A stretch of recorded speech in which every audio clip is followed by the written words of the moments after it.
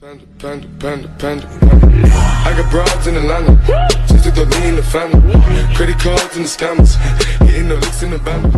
Legacies.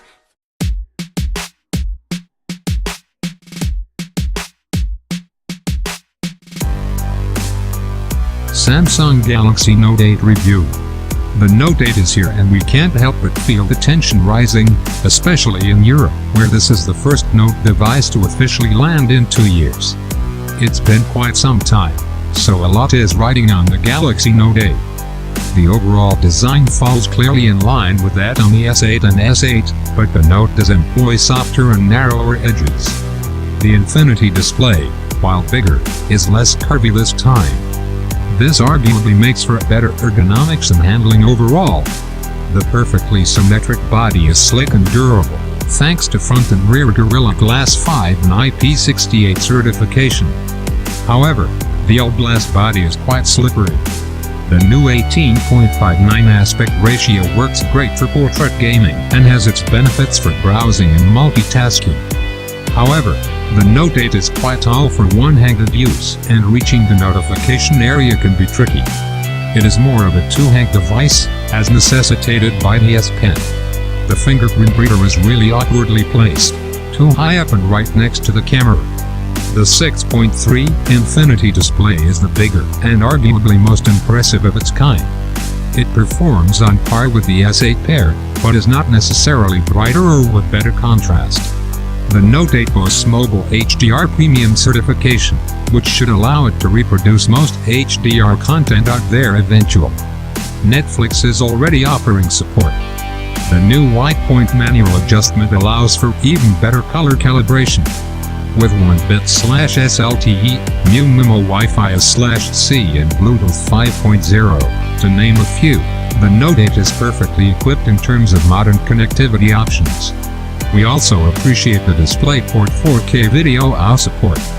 DeX could start gaining more ground. Battery life is surprisingly good on the Exynos variant of the Note 8. Despite the smaller battery, it is on par with the S8 thanks mostly to great standby times. The Snapdragon variety lags behind noticeably due to shorter standby times. The software build on the Note 8 is the same as on the S8, if you don't count the ability to toggle the nav bar on and off, and the S Pen. But you obviously have to count the S Pen since that's the defining feature, and that's where you get a ton of functionality, advanced screenshots, magnification, translation, hover gestures, live messages, note-taking, hard to name them all. The Exynos 8895 chipset delivers a chart-topping performance in both CPU and GPU synthetic benchmarks.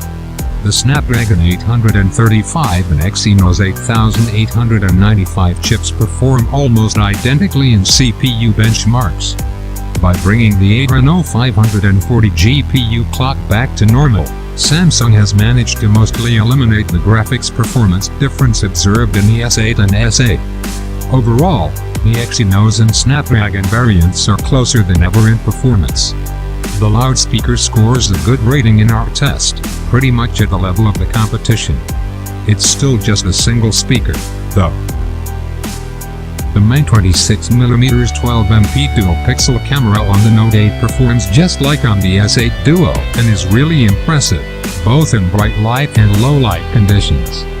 The secondary 52mm telephoto 12MP shooter captures plenty of detail and also has the benefit of voice. Still, it lacks dual-pixel technology and is slower and less accurate to focus. Also, it is not as good as the primary camera in low light, which is why the phone switches over automatically as it sees fit. Multi-frame image processing is really impressive. The new Live Focus mode works well and justifies having the extra sensor in itself. The camera eye is much more organized now. Stickers, stamps, filters and dynamic overlays are more plentiful than ever. 4K videos look great.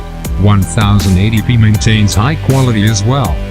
Both cameras have voice and eyes that can go all the way up to 4K. The Note 8 borrows its great 8MP f/1.7 autofocus selfie shooter from the S8 pair as well. It is bright enough to perform well in most lighting conditions.